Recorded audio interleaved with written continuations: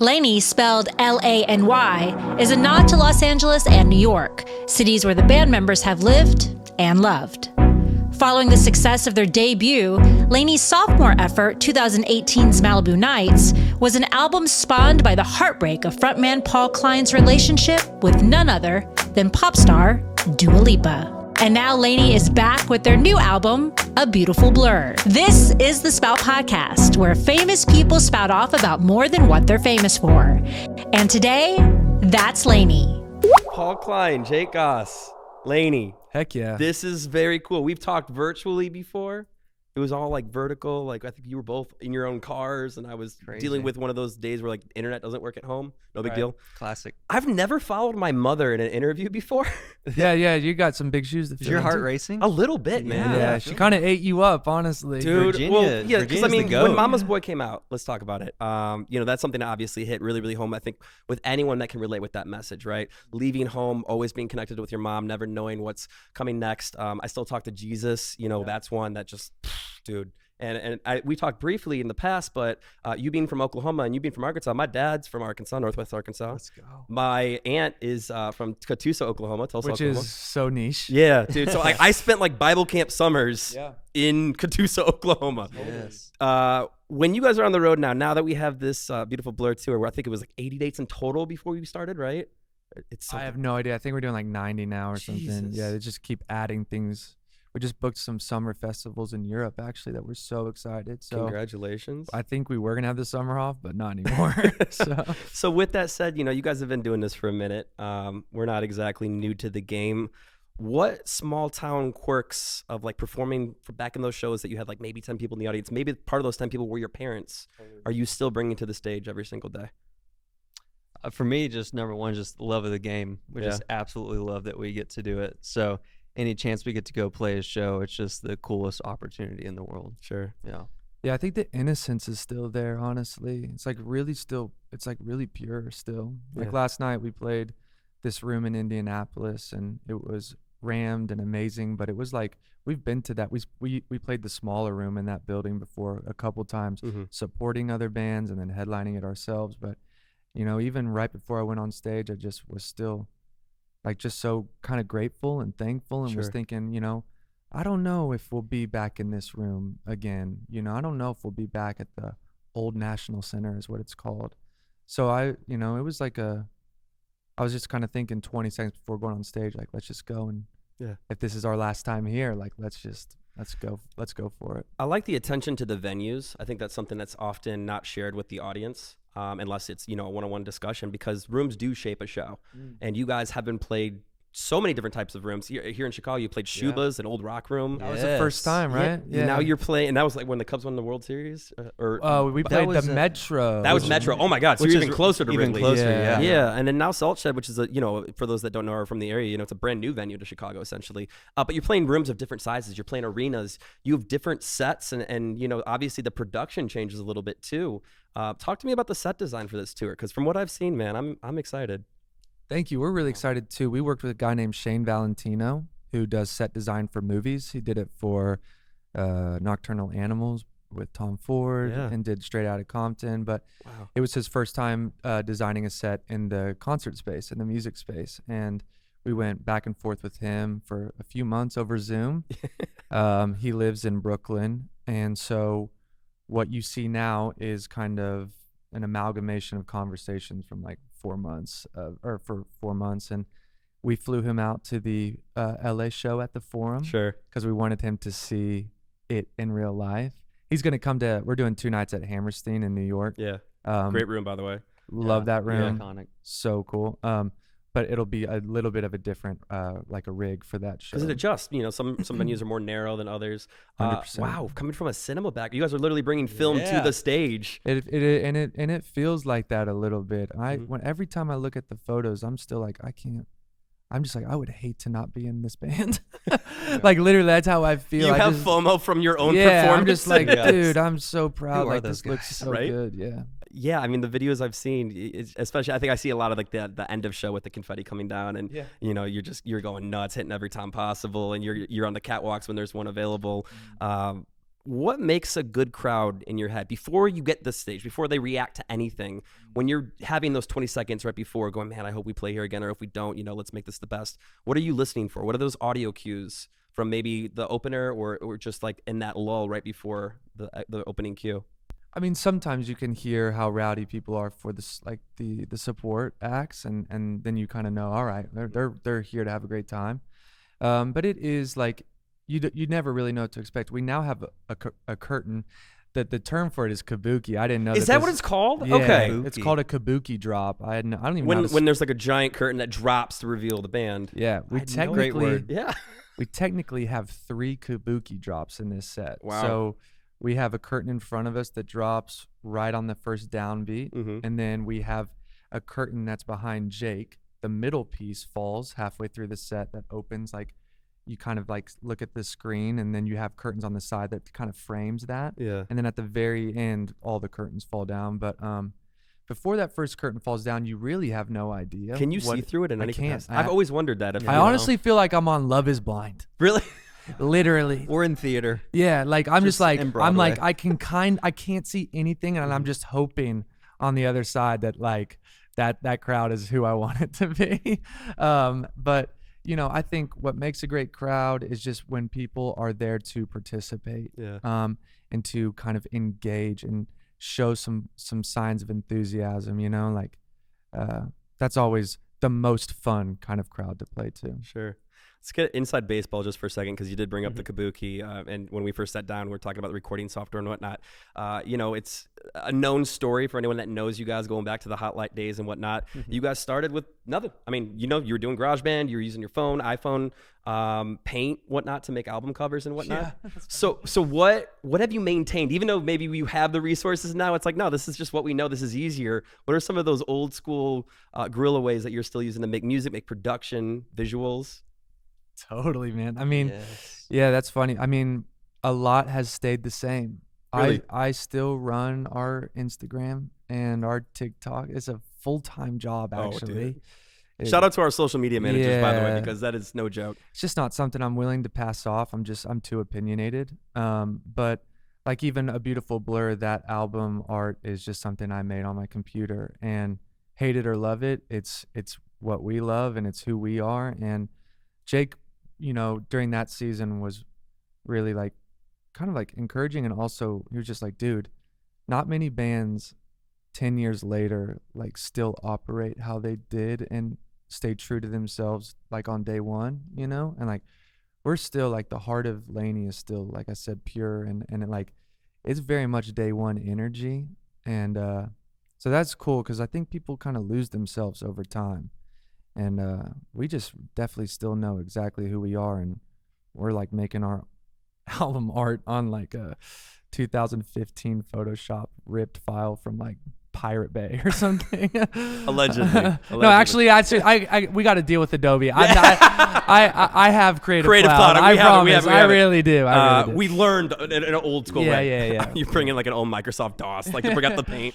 But yeah, it's fun. We still, I mean, from day one, we still, if something just resonates, if it's something we love, if it's like a GarageBand sound, we're not above that. We're like, if it feels great and feels right for the song, we're going to use it. Versus like, we got to make sure like a more expensive version, we got to make that sure that's the sound. Sure. But we're not above GarageBand. I love that. And we're not above Dunkin' Donuts or Frappuccinos, We're not. because that's like a thing. That's a spirit thing. You didn't lose that when you moved to LA. Absolutely not. Not bro. the $15 order. Chili's. Dude. Oh, don't get me started on Chili's. Jordan's off camera right now, freaking out. What's your we have- Chili's order? What's your Chili's order? Triple Dipper. Dude, come on. Here, let me show you. Southwest egg rolls all day. Dude. Oh my God. All Southwest right. You got Chili's tat. No, you don't. You have the Yeah, we both do. Jordan. Yeah. Matching tabs. Get Jordan on camera real fast. You got to see this reaction. Yeah. Do we do a Chili's tattoo now? Yes, we do. Our own version. We're And not then, gonna copy you guys. and then a mom and son tattoo. yeah, Yeah. we've been talking about it. Yeah. Come on. Guys, Wow. don't sleep on the chicken enchilada soup. That's the dark horse of the menu. Talking about deals I'm with Adobe, that's gonna deal with serious. Chili's. Damn. Dead serious. No, Chili's is no joke. That's wild. Okay, so now let's go to the other end of that spectrum real fast. Now that we do have certain resources to get kabukis if we want them, you know, the drops, and we can reach out to just very talented individuals for set designs and whatnot. What's that next thing? Like maybe we're not there yet, or even if we are, just not on this round. From a production standpoint, a visual standpoint, maybe a music video that you're like, I want to do that. I don't know where it's gonna fit, but we will get it someday. That's a really good question. I'll give you an example. Very good For me, question. because this is not, I'm just, you know, I'm never going to be in a world where I appear on a stage the way that you guys do, but I really want to come out of one of they're called toasters, where you pop up out of the stage. That Michael Jackson Yeah. move. That's Yeah. awesome. Great question. Like who would we want to work with that we think is like so out of our league, but we want to? It'd also be fun to have just like an actor we love in a music video. Yeah, Up totally. here. Yeah. Just someone we're obsessed with. Let's just, Yeah. you know, we could just brainstorm it for a second. Let's throw out names. Ooh. Like Matthew McConaughey or All right. If Brad Pitt wants to Yeah, Brad come Pitt. through, what up, dog? Yeah. What up, dog, to Brad Pitt? Michael Jordan. Michael Yeah. Jordan, 23. I drove to Chicago from Nashville on my 23rd birthday because I wanted to turn 23 in Chicago. No. Yeah. Drop the mic. Drop the mic. I'm dead serious. I want to, I but came up here with Spencer Noe Let's in my go. Honda I got Element. it. My mom, who just interviewed you right before this, because she's on the show, she was a Chicago Bulls cheerleader during the Jordan era. Stop. And I I had just a- lost them. There. Let's go, Virginia. I had a Michael Jordan cardboard cutout in my room, life size, my whole life, and I would put my piano medals around his neck because I'd have to do classical piano competitions. That's the household I grew up in. I tape my fingers when I play because of Michael Jordan and Dennis Rodman. You would think we're only inspired by musicians, but we got a lot of Michael Jordan in us. I love that. though. Yes. I'm envisioning you growing up. You know that scene from Home Alone where Michael Jordan's on the train going around because he's trying to convince like the burglars that. Oh, Yeah. Yeah. please. Yep. Gosh, he's the Love goat. him. My mom's just out here dropping names So- while we're mid LANY interview. So handsome, so much swag. Yeah. So well dressed. There's one photo shoot that like I am so gay for Michael Jordan. Like he like in the blazer with the hoops. He is so He's a hot. good-looking guy. He's gorgeous. He Yeah. really is. We'll end on this then. You know, last time we talked, Yeah, we will. Yeah. you come up with a better out. Like seriously. Yeah. Last time we talked, you Paul specifically, but I know Jake, you were nodding your head too. You guys were just saying you're always so excited to make more music, even when you're in the middle of a cycle. I like that you just described it as seasons too. Where are we at in the music production? Does it happen at all when we're on the road, or do we try to avoid that because we're trying to stay focused in the moment? It is seasonal. Okay. It's very much like rinse, lather, repeat to a Mhm. certain degree. And so we because we do cram a lot of stuff into our time. Like right after this, we're gonna go to sound check, and then we're gonna do VIP meet and greet, and then might have like an hour and a half to do something personally. Yeah. And then we need to start getting folks for the show. But so right now it's all about tour. It's all about the show. It's all about prepping for the show, Sure. maintaining focus. But then there will be song titles, ideas, thesis statements, song premise like that. I'll keep a list in my phone. So when we transition from this season to Mhm. writing, that at least I've been diligent in preparation for that. Sure. So we are already like, I think definitely thinking about what we want to do on the next album and how we want to sound and who maybe we might want to try working with or spend a week with. Yeah. So, yeah. At the risk of trying to be that journalist, I'm not going to ask for any spoilers, but I think color schemes have a lot to do with your music. I just see different colors depending what era I'm in, what album I'm listening to. What's a color maybe that we're thinking for an upcoming album project, whether it's the next one or not? Ooh. Let's get very Crayola. Yeah, with yeah. it, too. I haven't. I'm seeing green. Over Yeah, I here, was and gonna I'm also seeing gold. Okay. Yeah. Green and gold. Heyo, Michael Jordan. They're literally gold referencing medal. it's just the books that are on the table right now. Gold medal. Well, Jake and I have a playlist right now that we share Mhm. of songs that we would like to maybe emulate. Yeah. And the cover of that playlist is a green monster truck flying through the middle of the air. And, you know, this is so subject to change, but it'd be cool to write an album called Soft, but like the album art is really hard. Yeah. Like a monster truck flying through the air. Yeah. In my head, it would be so dope if Jake and I were like in a monster truck arena and all the seats were empty, but Jake and I are just there, and we kind of like have our hands up, but we're so small in the frame you can barely see us. And then this truck is flying through the air, and maybe they're all just like really soft like love songs. As Could a be cool. fan and friend, I want you guys to do whatever you want and whatever feels right. As a journalist and But do professional, that. please do that and let us have that exclusive. Guys, LANY, this has been an absolute pleasure. I Thank you cannot so wait to much. see you guys live for the first time from me tonight. Really? I'm so Let's pumped. go. You're coming to a great one, bro. I'm This will be excited, fun. man. Yeah. I'm excited. Paul, Jake, guys, appreciate the time. Thanks for Thank having you, us. Thank you. LANY, make some noise. Come on. Come on. Let's go. Cool. Tour. Tour. Don't do this where you no. Tour is the past tense that's of tearing tour. paper. You're saying two. They're not the same You're word. saying tour, like Tour. there's like two ers, like it's like the. That's only because I'm saying it the right way. Don't start this. Tamara Dia joining the Spout video podcast. You were back Yes. from your travels abroad. Where were you? yeah, You were in Belgium. Yeah, Brussels. you you know, just were hanging out. all over Europe. Learning it. Yeah, I like that learning you're how just to casually like, yeah, properly you know. pronounce words. Don't start. Audience, Don't please, start. We're please not let coming us back to know. No, we gotta ask the audience. lots to Please let catch us up know how on. you pronounce when someone goes on tour. Like if Taylor Tour. Swift, the Eras tour, It's and not tour. the Eras tour. Okay, it's like the plural Tour. of tour. You're gonna give me an aneurysm. I love you, but I'm just letting you know right now. Okay, let's jump in on something we can agree on. Kid Cudi's jumping off stage, breaking his foot at He has Coachella, to cancel his tour, and now but having to it's, cancel his you know, entire we watched, like, tour the videos. because I've of watched this. it multiple times over the course of the last couple of days because now there's different angles of it, and it still just doesn't make sense to me. I think he just Yeah. Well, I think he just misjudged how far up he was, maybe because Right. it's pretty high. Like there was It's no. such a I goofy don't think, video. And or not. Maybe that had something. Maybe he wasn't. He thought that. Mhm.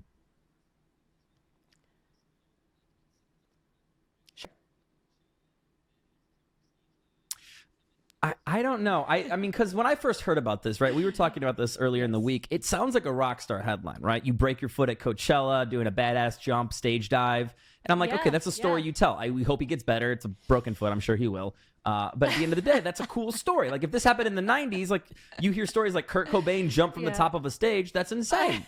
And then I saw the video, and this looked like a drunk toddler trying to jump into a ball pit at Mickey D's. And you're like, what were you thinking, dude? But, you know, he to flapped your his point, arms it like would he have could been fly. much cooler if he was doing something like, you know, we see Travis Scott a lot of times, like he'll climb the rafters on the side of the, you know, the great video back in the day of Eddie Vedder climbing to the very top of the rafters on top of the stage and then himself down off of a microphone cord. Like that's very rock star, but the kind of misjudging the height of the stage. And like you said, there was a little flappage of the wings trying to, it was just, I hope he heals.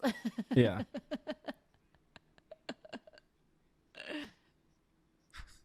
Yeah. Yes, exactly. Yeah. Yes, we hope he has a full recovery. I'm sure he has some of the best medical professionals. He's just he needs to be maybe gently reminded that he's in his 40s now, not a 20-year-old Kid Cudi that can jump off. That had to be a 10-foot stage exactly. minimum. I mean, that's not an easy Poor jump. Cudi. Sure. I did. It's like when Mario's falling and he has like that look to screen. And I don't know if that has anything to do with me being Tamara Dia. I very think it's video more game just living in ads. Hollywood. But yeah, I was at dinner speaking the other of night, rock stars, and as one I was of going to the valet top rock to stars get in the my world car, of I female got pop caught in the musicians pop right storm, now, and, you just you know, as randomly someone saw who on the lives in street Hollywood, because you're that's Tamara very Dia. And why common, wouldn't you? Because we get it. or You live in LA, Hollywood. That's very. Oh, all right. Okay, so Pap Storm is basically what we call paparazzi storm. So you'll be walking and then suddenly you're just going to see tons of flashes of camera flashes. And as someone who's been caught in it Hang on, break down what a Pap Storm is. I know because I'm friends with you, but just like the general listener. Career, it's not me. So I'm like looking around. It's like, and at first I see this, younger looking, handsome guy. And I'm like looking at him like, who is that? I was like trying to figure out who it was. And then I was like thinking maybe I'm not cool anymore because I didn't know who it was. And then I looked, I definitely did. Yes, I did. I was like, am I not reading this properly? Like I do not know who this is. And then like the next second to his left and I saw dun, dun, dun, there we go, which was great because I'm a fan of hers. You have anyway. like a professional crisis. You're like, am I not is, enough that I don't know who this is? I'm at a valet stand, like, not very glamorous. And they come to the valet right next to me. And, the paparazzi take a couple photos. But there were fans running down the street, basically. They had spotted Olivia Rodrigo and her boyfriend, Louis Patridge, I think his name is. So they had spotted her, so they had kind of run up to the valet stand. And let me tell you, you've been in this industry for a long time as well. So you've seen the ups and downs of how very famous people kind of interact with their fans from time to time. She was such a doll. Like, she gave truly, like she went out of her way. She was so grateful, so kind. They're running up, I love you, I love you. I went to your show. She was having full conversations with them, asking if they wanted photos. One of the girls was a nanny and she was like, oh my gosh, the girls that I nanny for are obsessed with you. And she's like, oh, let's make them a video. And like made them a little video saying their name, saying, hi, I wish you were here. Awesome. I can't wait to see you one day. And I'm sure those little girls are probably freaking out when their nanny was like, hey, I got something for you. But the point is like she went fully out of her way to be so graceful and so kind to her fans. And it's just really lovely to see someone who has that kind of star power using it in such a beautiful way. Yeah, that's super nice to hear. I haven't encountered Olivia outside of just like a quick meet and greet situation. So, you want to hope for the best, but like you said, you never know. And we both worked on a live TV set where, there's fans on set. And I've seen certain artists that we won't name just literally turn their back to them. And you're like, they're literally right here. Like there's cameras everywhere. What are you doing? So to hear her that she's doing that on her time off is incredible because, it can be intrusive when people are coming up to you and you're just trying to go out to dinner.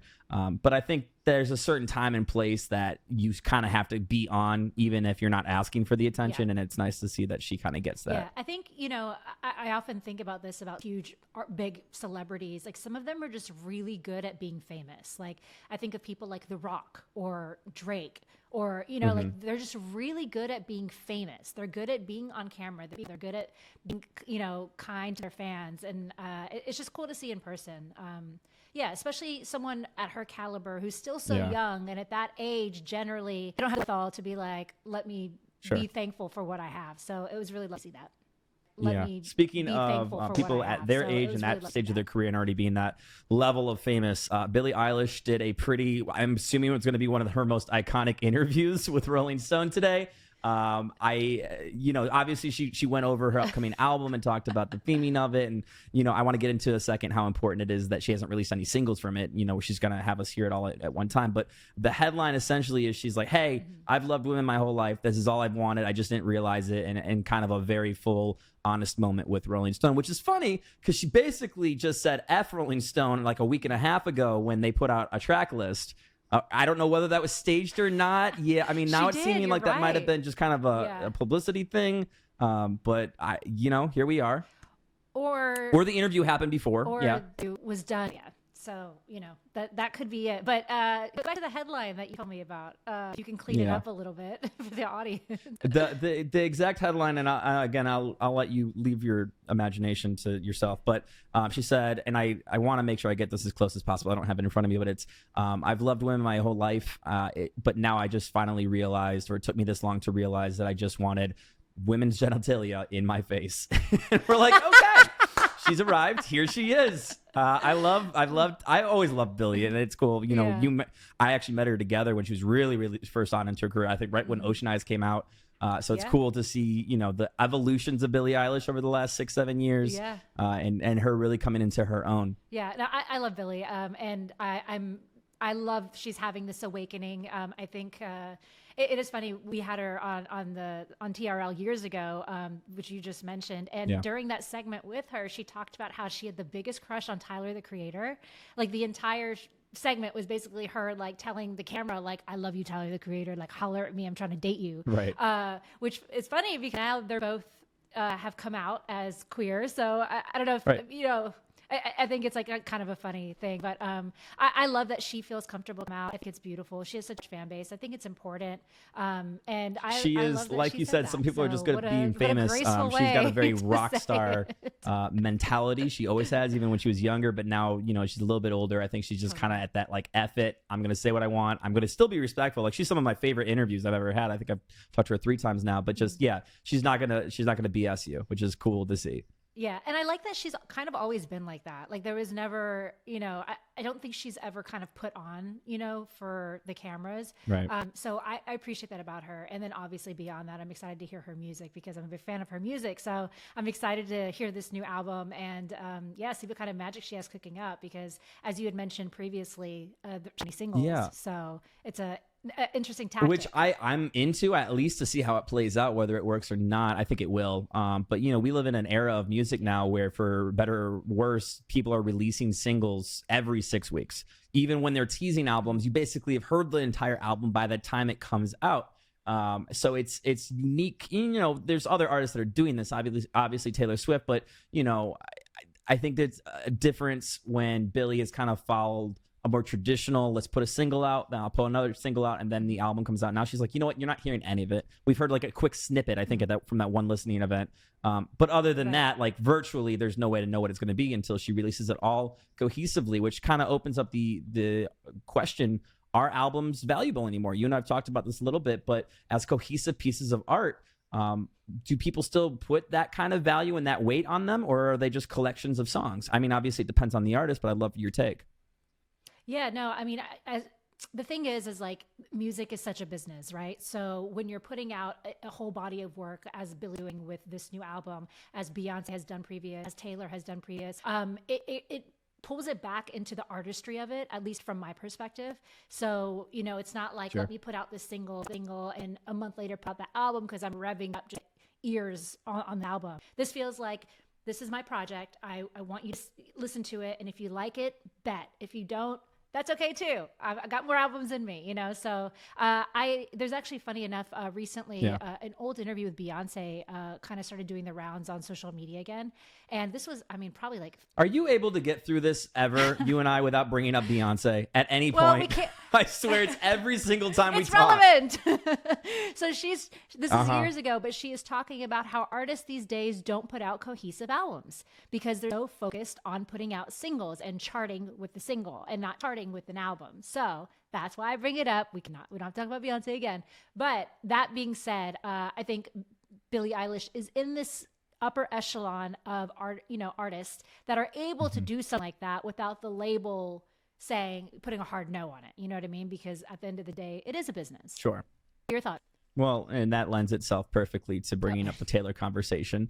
We'll tread lightly here because I think you and I are very much on the same page. Listen, there's no disrespect to Taylor as an artist, but the Tortured Poets Department, I still can never get that title right, released last week with an additional deluxe version / bonus album, 31 tracks in total that we didn't know we were getting.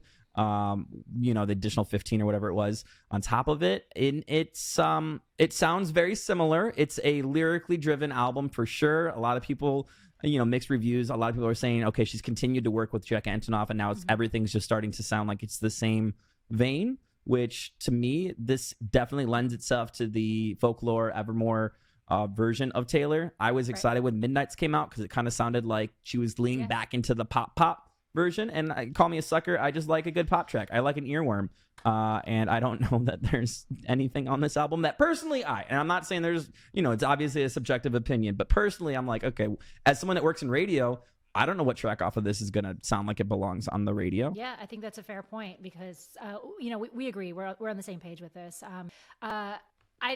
Speculation, I could be wrong, but I feel that perhaps she felt a little bit of pressure to be a part of the music conversation in this early part of the year because some of the biggest artists in the world female artists in the world have mess. We have Ariana Grande, Dua Lipa, Billy, as we just said, yeah.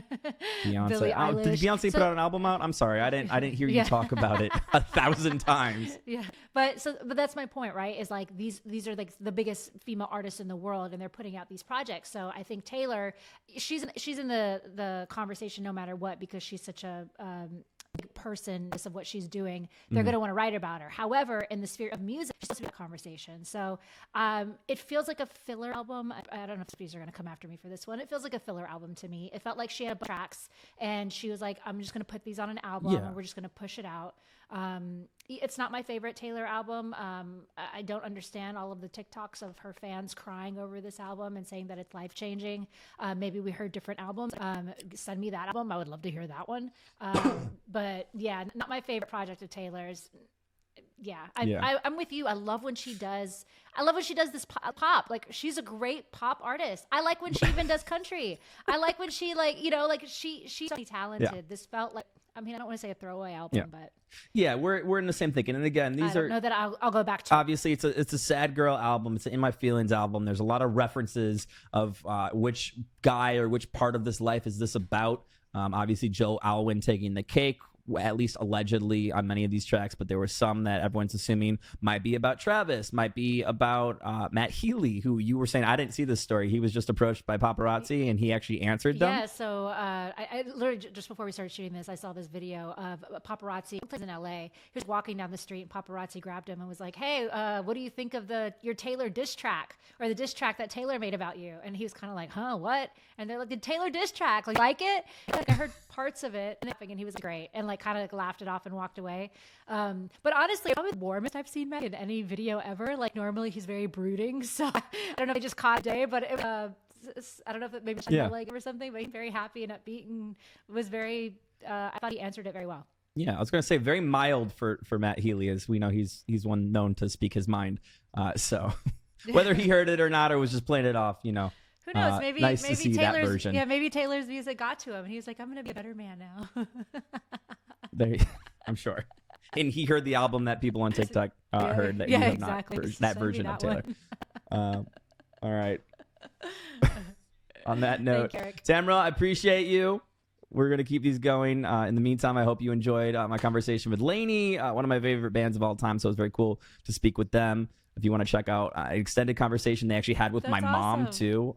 My mom sat down and did a full 5 minutes with them. You can check that out at XYZ Content. But in the meantime, my name's Erik Zachary. This is Tamra Dia, and this was the Spout Podcast. We'll see you next week.